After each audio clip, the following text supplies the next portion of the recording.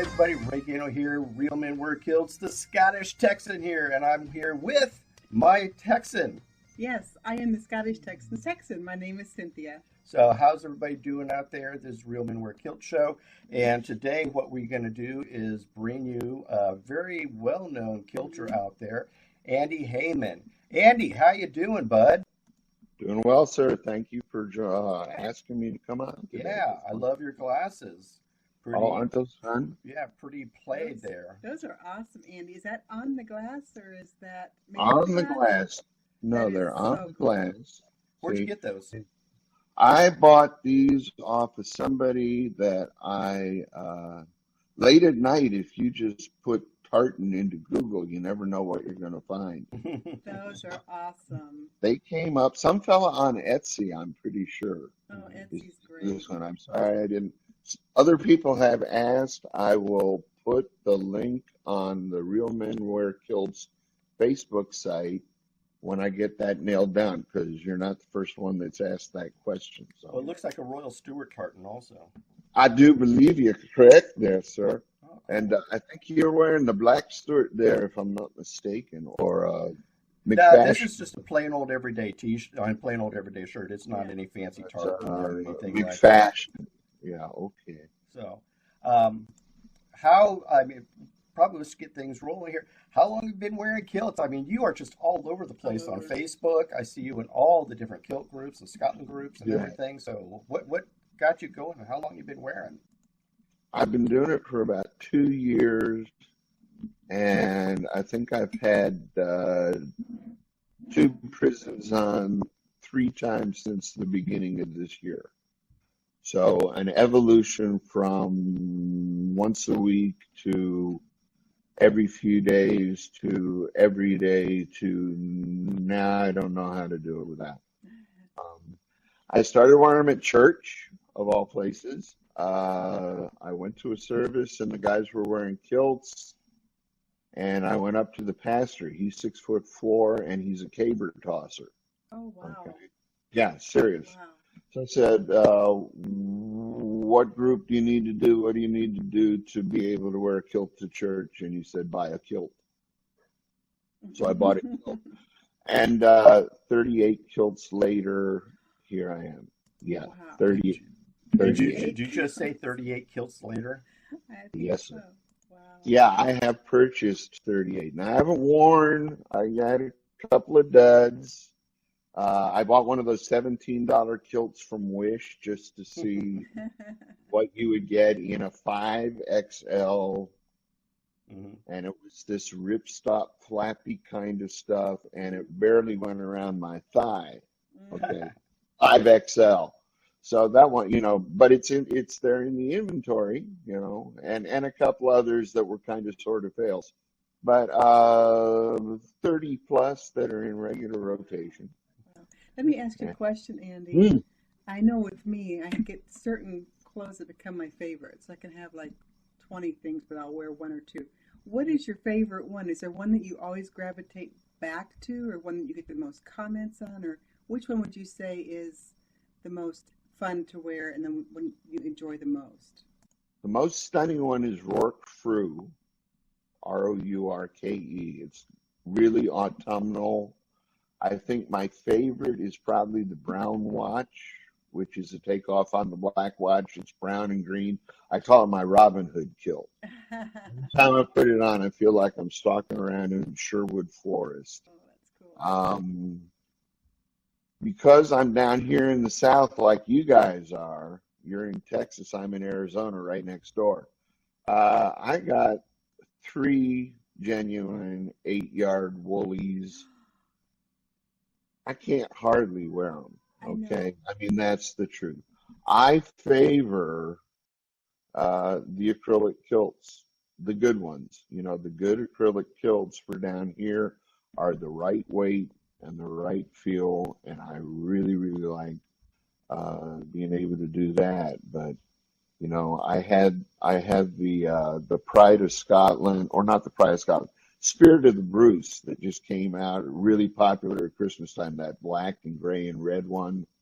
UT Kilts was doing it, and they were doing the bargain of the century, and I bought one, brought it in, and I wore it for Christmas, and it was like wearing a horse blanket. Anyway, I tend to leave those heavy woolies where they are.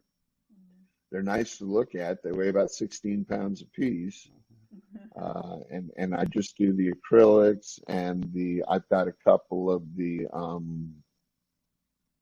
polyviscose that but those are really lightweight, and those I tend to wear in the summertime around here. So now that the weather being what it is for us for winter, which is autumnal for everybody else, I'm really enjoying wearing the ones that feel like wool, look like wool, aren't really wool, and having a lot of fun doing that.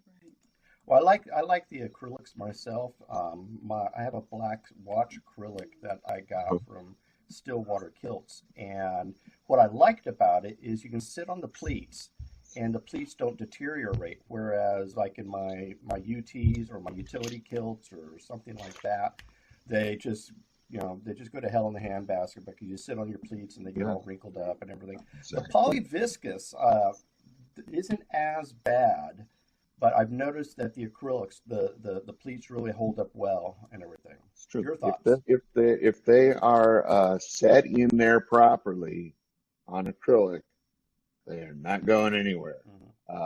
Being a tailor from way back, I know that if you set it too hot on acrylic, it'll melt under there like puddle of goo. But when they're using those heavy duty pressers, and I was going to give a shout out to Stillwater Kilts because they do make a fine product. It comes from offshore, but it's a great product. And while we're on subject, I want to put a shout out to the people at Pakistan because I know they get a bad rap a lot for making kilts. I don't think a lot of people realize that historically it was the Scots that taught the Pakistanis how to make the kilts in the first place.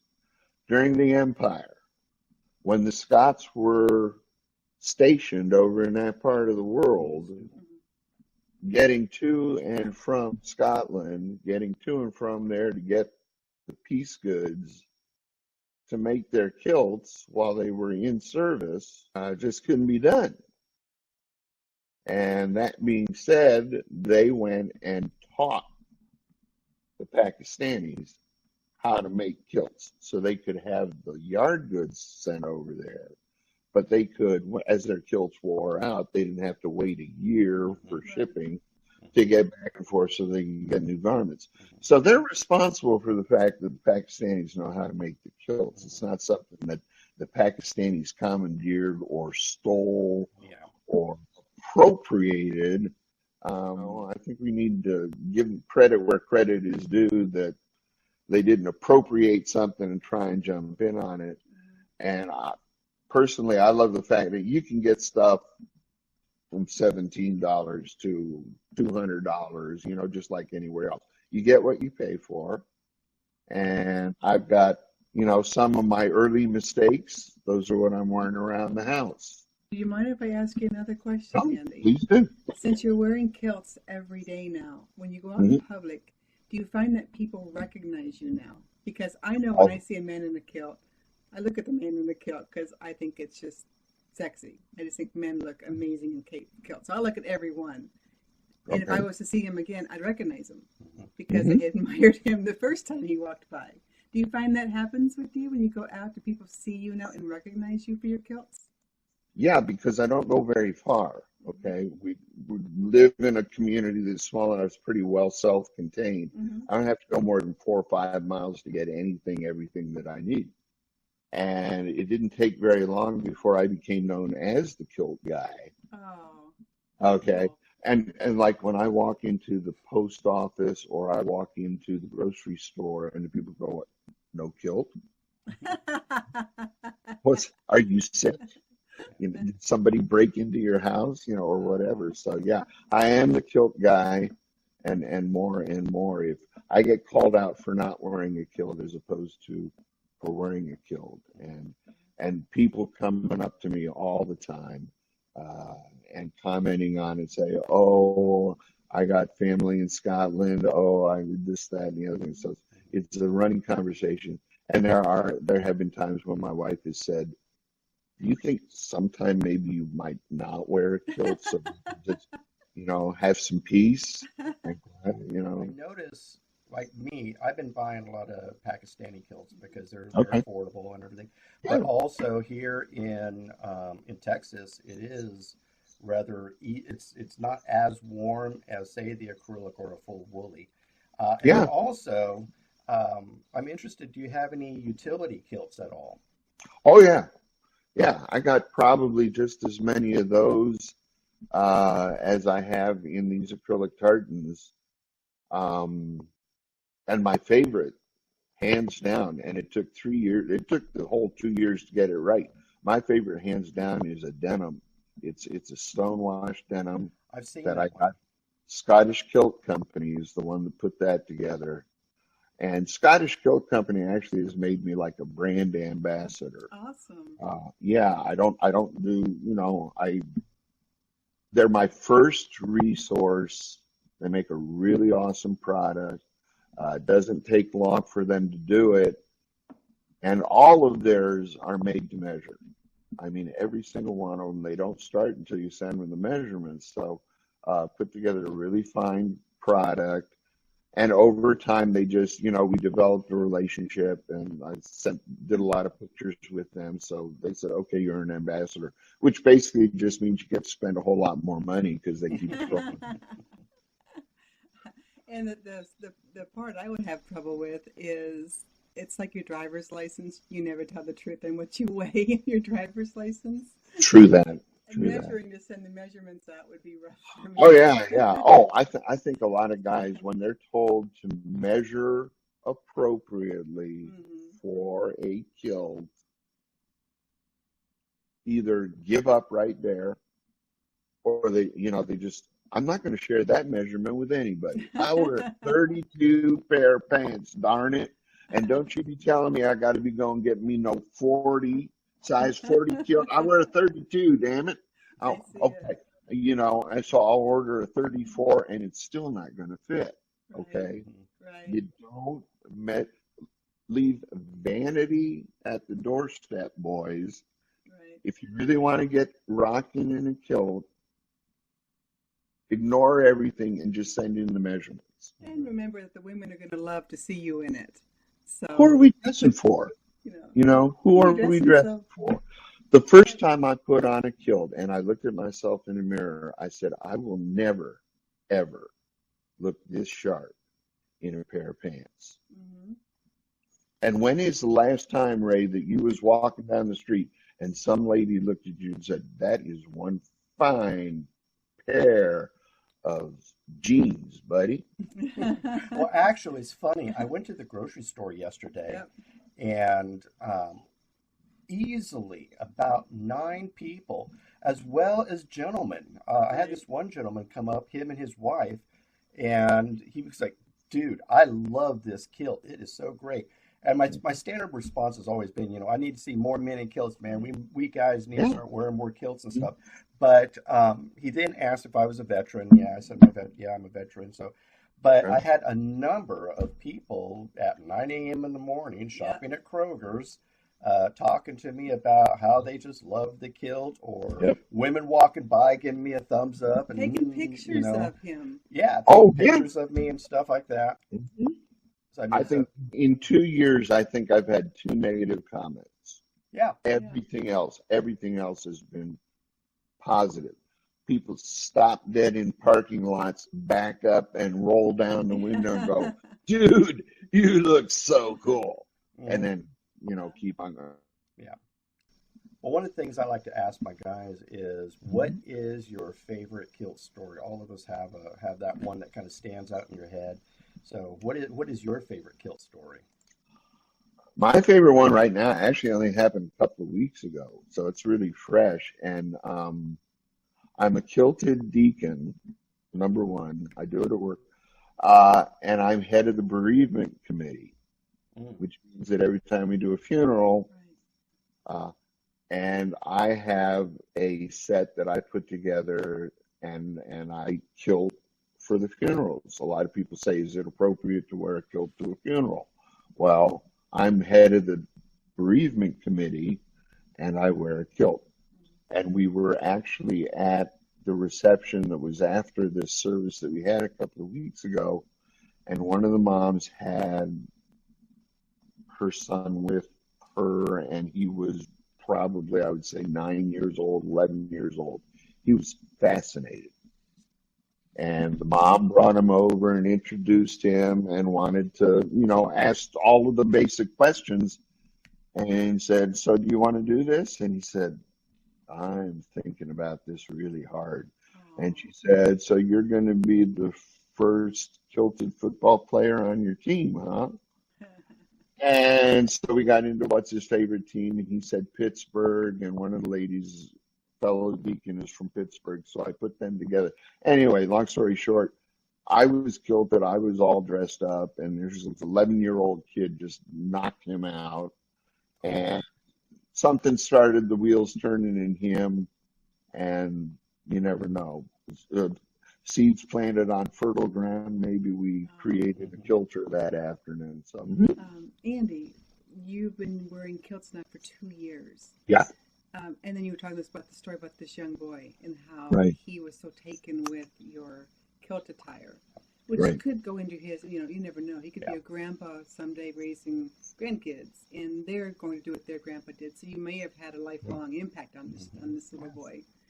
Do you have any advice for someone who is sitting on the fence and going, I really want to, I think they're cool, but I don't know if I have enough in me to go out wearing a kilt? Because I know it's difficult sometimes to go out in public, especially by yourself, when you're not dressed as the normal, I don't say normal, as the usual person, like you said, in the ball cap and everything else. Right. What would you say to a new young man who's considering it to help him to fall off the ledge to wear the kilts? I was so lucky that I was able to have my entree into the church where I found guys who already were. And I just went up and said, "What do I have to do to apply? How do I get my card so I can do that?" So I found myself a safe place to do it. Good. Number one. Number two, who almost anywhere knows whether you're wearing a $17 kilt or a $2,000 kilt. Yeah. Right. The first kilt that I bought that I ever wore, I'm using it as a tablecloth in my office now. I have a pleated tablecloth in my office. But it was a kilt, right? And I spent probably $25. I put it on. I loved the way it looked. I said, "That rocks." And the rest, as they say, is history. So find someplace safe and don't spend a whole lot of money. Take the plunge, To me, the real, I guess, virgin flight, or you're losing your virginity, I guess, in the kilt world, is walking through Walmart. Yeah. What was your first Walmart walk? It was rough, but you probably know that when you put on that mantle, you kind of stand up taller. Yeah, you do. And you plant yourself, and you have this energy, and it's like, if I'm doing this, fear and trepidation to a certain extent. I hope nobody hits me. It is in a Walmart. It is one of the only times that I have had anybody ever said anything that was derogatory. Actually, that guy told me I needed a haircut.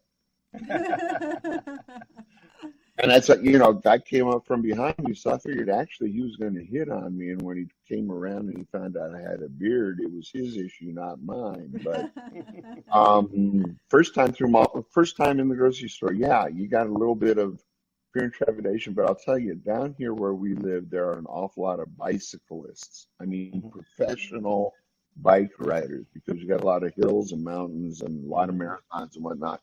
And you see what biker silks look like. What the guys wear. Oh, yeah. Ain't nobody going to say anything about a guy in a kilt when these guys are wearing banana yellow and pink spandex. The one thing that I've noticed is that a lot of the fear and trepidation is actually in your own mind. A lot Sure. of people are actually very favorable to wearing the kilt. The response that I have gotten has all been so positive that it just makes me get up and do it again. It Yeah. really does. Because, Mhm. yeah, it's fun, you know. One thing that I have noticed is, as a woman, when I see a man out in a kilt, the first thing that usually strikes me is confidence. Like you said, True. they stand taller, they present Yeah. themselves very much. And as a woman, Yeah. I like the maleness of it. And people will say it's funny that they're wearing a skirt. No, it's nothing like that. You look at a man in a kilt who's dressed, like you're dressed, or when Hayman dresses. And as a woman, I look at them and I say, wow, that is really handsome. He has a lot of confidence, and it's doggone sexy. Yeah. And I think would say probably 95% of the women out there would agree with me. Any parting words? Any last thoughts or any great inspirations that you have? I kilt on, kids. I mean, just do it. Hey, folks, I'm Ricky. I'm the Scottish Texan, and I'm with Cynthia, my Scottish Texans. Cynthia, So, the Scottish Texan. Say it 3 times. Cynthia, the Scottish Texan. Cynthia, the Scottish Texan. Scottish Texan. got it. Yeah. It's been nice talking with you, Andy. Yeah, Really, thank it's you been so much. fun Really with you. appreciate it. Hey. Thank you for coming on. It was a Thank blast. you. Great interview. So, Thanks, sir. Thank you, goodbye. guys. God bless, and kilt on. Kilt on. Be blessed.